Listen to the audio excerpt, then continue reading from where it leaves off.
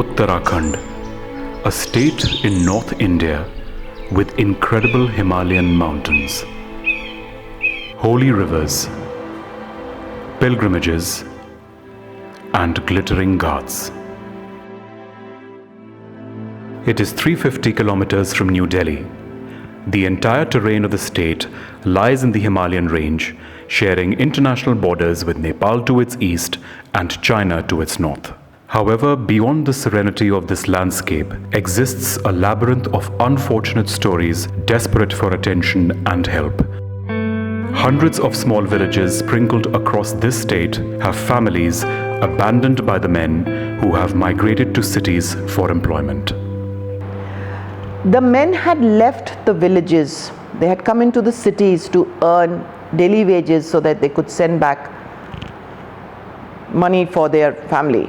But unfortunately, because they were uneducated, they were not able to meet their expenses in the city itself. So the old citizens, wives and children were left in the villages, and they had to fend for themselves.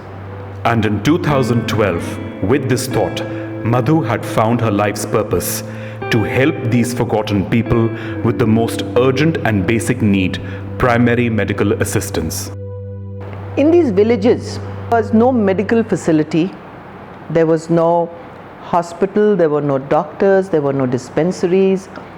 For them to be able to buy any medicines, to get any treatment, they had to travel almost 6 to 8 hours to a smaller city or even to a larger city to be able to get treatment. So an emergency meant panic, meant chaos for them because they just didn't know what to do. So we decided that we need to go there, and me and our doctor friend, and then others joined us. So as the medical camps started to do well, we settled into it. The villagers started to see us coming back.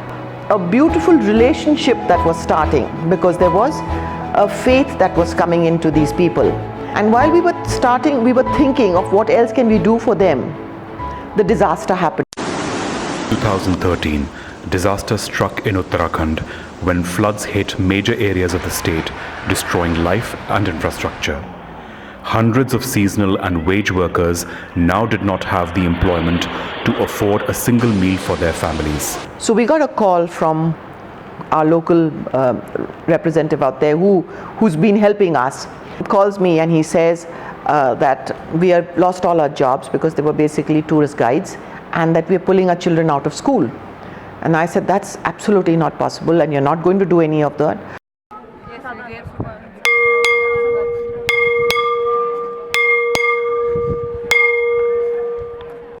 Madhu thus began the education sponsorship program with the objective that no child should be deprived of education because of poverty. We went to Rishikesh, met all these people. So we decided to help them. And there was 66 children. And we said, okay, we will fund these children. This was in the month of August. We said we will come back in October. After having gathered funds for them, because it was 66 was a big number at that time for just the three of us to take care. And we came back and we talked to our friends and our family, and we were able to gather funds to be able to take care of these 66 children. After we made sure that these children were in school, we continued with our medical camps. And when we landed up in our villages, the villagers had heard about what we had done for these children.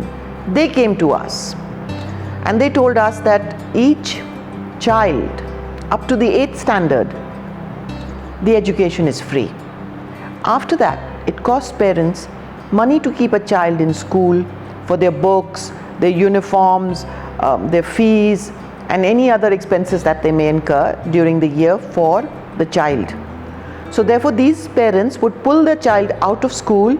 This was something that was not right, and it was unfair on a child. Madhu therefore expanded the education initiative by rapidly sponsoring more children, which started with great success. However, not all parents were on board with her initiative. We found a resistance, especially when we tried to get them to get their girls. And their interest kind of dwindled. And we found that the parents would send the child to school if there was nothing better to do. But if there was housework to be done, or grass to be cut, or the goat to be grazed, or wood to be cut, then that was given priority and the child's education was given secondary. Madhu tackled this challenge with regular field visits where she interacted with parents. Every time she convinced and reminded parents on the importance of education. She assured the financial assistance so parents encourage their child's regular attendance at school.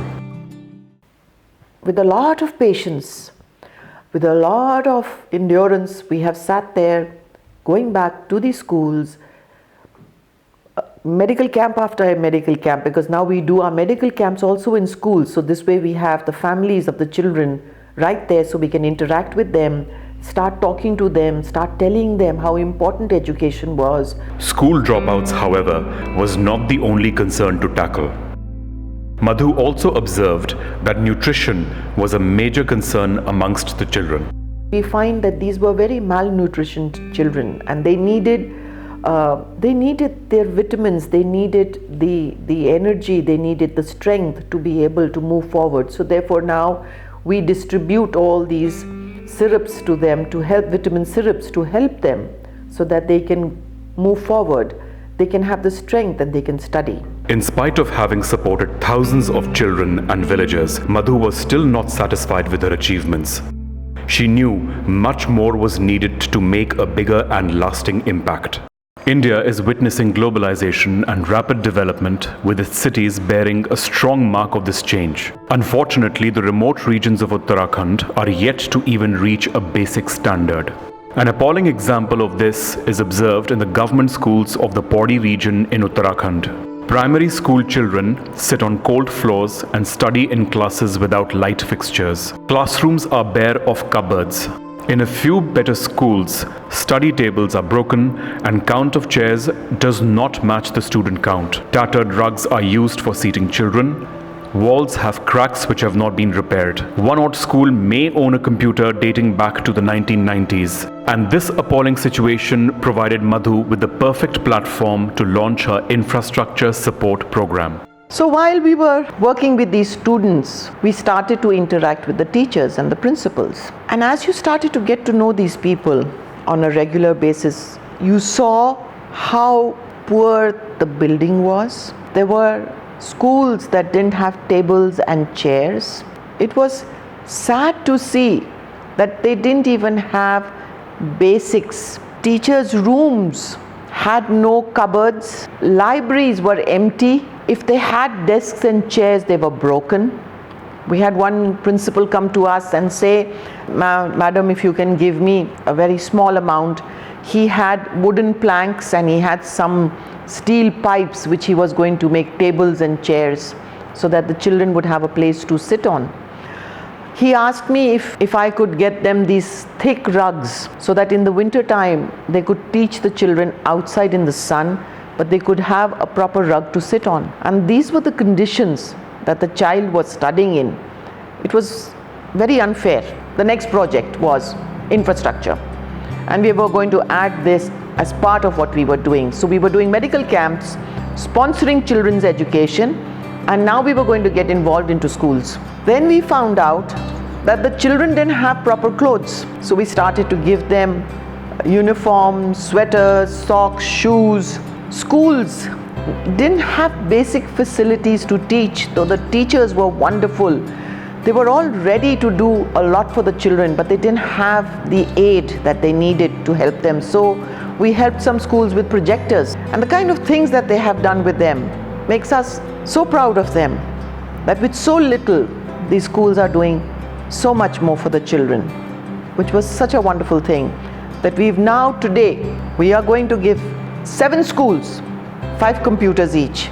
And I hope that there'll be a day where we'll be able to bring all these schools up to the level of what these schools are in the cities, so that these children, when they finish school, they come out They feel equal and not conscious of who they are coming from the village. Behind these successful initiatives lies months of planning Madhu undertakes with her team of volunteers. A field visit of 5 to 7 days takes at least 3 months of advanced planning and coordination. Planning, coordination, scheduling, sourcing, and most importantly, fundraising are arduous tasks, all of which she leads herself. Each volunteer in her organization assists with a particular initiative and the groundwork related to it. Alongside managing their lives and careers, the volunteers meet regularly with Madhu to work on the initiatives. The wonderful thing about all this NGO of ours is that we work completely as volunteers. There is no salary given to anybody. We do not have an office. My home is my office. So we work out of my home, and all these lovely dedicated volunteers that I have are working people. So most of them give up their free time, their weekends to come and work so that we can go out there and help those people out there who truly need our help. Once the planning has been finalized, Madhu and her team of volunteers now gear up for the field visit. The day starts as early as 7 in the morning as they load the van and leave for a distant village. The journey may unveil beautiful mountains and a swift sunrise, however, the road is dangerous. For hours, the team goes through a maze of steep gorges, narrow roads yet to be made concrete, and sharp turns before reaching the first stopover. So we get to our medical camp. There are times we have almost 300 to 500 patients just waiting for the medical camp. There are schools with their children waiting for their payoffs. There are principals waiting to talk to me. There are parents wanting to talk to us so that they can get some help. So by the time we get done with everything, it is so late in the evening that there are times we have forgotten to even have our lunch or even stop for a minute to even take a glass of water. It is absolutely packed, and we try to put in as much as we can because we want to be able to help all those who come there asking for our help. All initiatives are conducted simultaneously by the volunteers with Madhu in the center.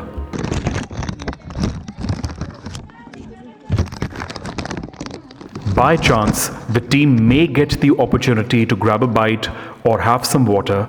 Otherwise, the initiatives are conducted without a breather or a break in between. Everyone wants to be heard and all want to be helped first.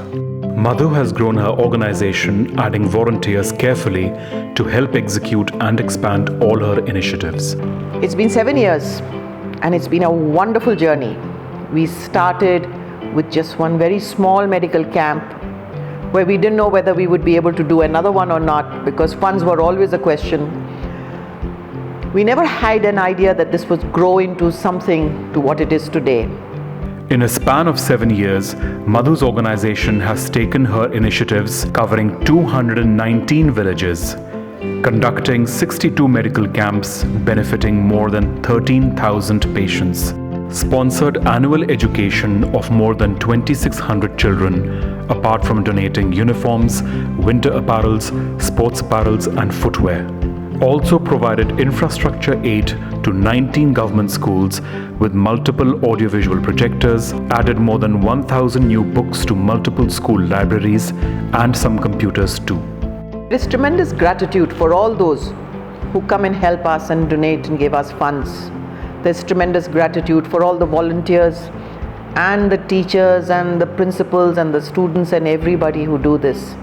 Because the idea is, and the belief is, that no child should be deprived of education because of poverty.